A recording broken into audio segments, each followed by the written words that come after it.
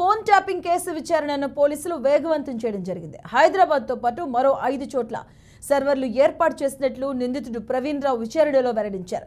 ప్రభాకర్ రావు, రాధాకిషన్ ఆదేశాలతో హైదరాబాద్ సహా నల్గొండ, మహబూబ్ నగర్ లో సర్వర్లు ఏర్పాట్లు చేసినట్టుగా ప్రణీత్ రావు తెలిపారు.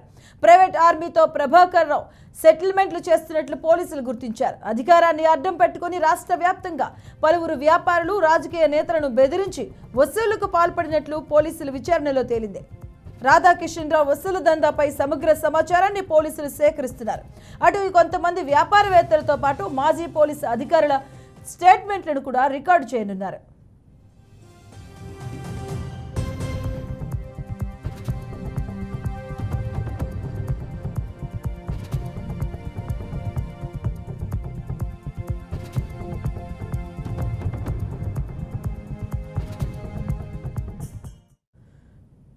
ఇక ఫోన్ ట్యాపింగ్ అంశానికి సంబంధించి రోజుకో సంచలన నిజాలు బయటకు వెలుగు చూస్తూ ఉన్నాయి. ఫోన్ ట్యాపింగ్ కేసులో నిందితుల విచారణలో కీలక విషయాలు బయటకు రాబడుతూ ఉన్నారు పోలీసు అధికారులు. అలాగే దీనికి సంబంధించి హైదరాబాద్ సహా 5 చోట్ల సర్వర్లు ఏర్పాటు చేసినట్టుగా నిర్ధారించారు. దీనికి సంబంధించిన పూర్తి అప్డేట్స్ మా కరెస్పాండెంట్ క్రాంతి అందిస్తారు. క్రాంతి.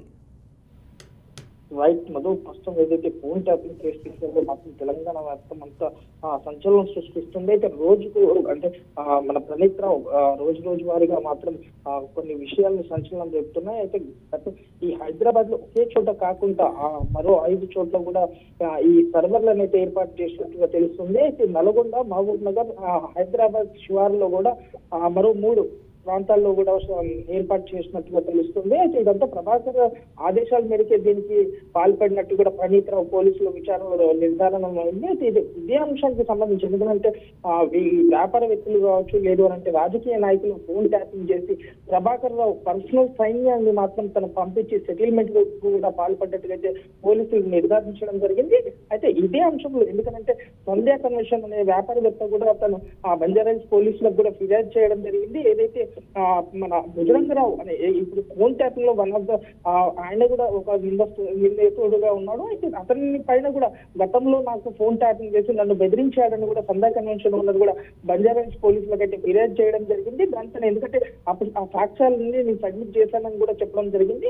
అయితే ఇదే అంశంలో ఎందుకంటే ఈ రోజు ప్రభాకర్ రావు అమెరికా నుంచి కూడా వస్తున్నాడు. ఎందుకంటే ఈ ఫోన్ ట్యాపింగ్ మొత్తం ప్రభాకర్ రావు హస్తంలోనే జరిగింది. ఎందుకంటే దీనికి ముఖ్య పాత్ర ఎందుకంటే ఈ కేసులో మాత్రం A1 గా ఉన్న ప్రభాకర్ రావు ఈ రోజు అమెరికా నుంచి అయితే ఈ రోజు ఇండియాకి రాబోతున్నాడు. మరి ఈ రోజు అదుపులో తీసుకొని అతన్ని విచారిస్తే అసలైన బడాబాబులు ఎందుకంటే బీఆర్ఎస్ నాయకులు కావచ్చు, బడాబాబులు ఎవరైతే ఉన్నారో దీనిపైన వాళ్ళ పేర్లు కూడా వెలుగులోకి వచ్చే అవకాశాలు ఉన్నాయి. అయితే గతంలో అసెంబ్లీ ఎన్నికల సమయంలో కూడా ప్రభాకర్ రావు పోలీసు వాహనాల్లోనే ఎన్నికల సమయంలో భారీ మొత్తం డబ్బు కూడా సరఫరా చేసినట్టుగా తెలుస్తుంది. అయితే బీఆర్ఎస్ అంటే ప్రస్తుతం ఉన్న ఎమ్మెల్యేలు కావచ్చు, మంత్రులు కావచ్చు, వాళ్లకు భారీ మొత్తంలో డబ్బులు కూడా పంపినట్టుగా కూడా ఈ పోలీసుల విచారణలో మాత్రం నిర్ధారణ అయింది. అయితే ప్రస్తుతం ఈ రోజు ప్రభాకర్ ని మాత్రం అదుపులో తీసుకొని విచారిస్తే మరింత విషయం దీనికి సూత్రధారి ఆ బీఆర్ఎస్ ముఖ్య నేత ఎవరో అనేది తెలిసే అవకాశాలు చాలా ఎక్కువ ఉన్నాయని కూడా చెప్పుకోవచ్చు Madhu. Right, thank you Kranti.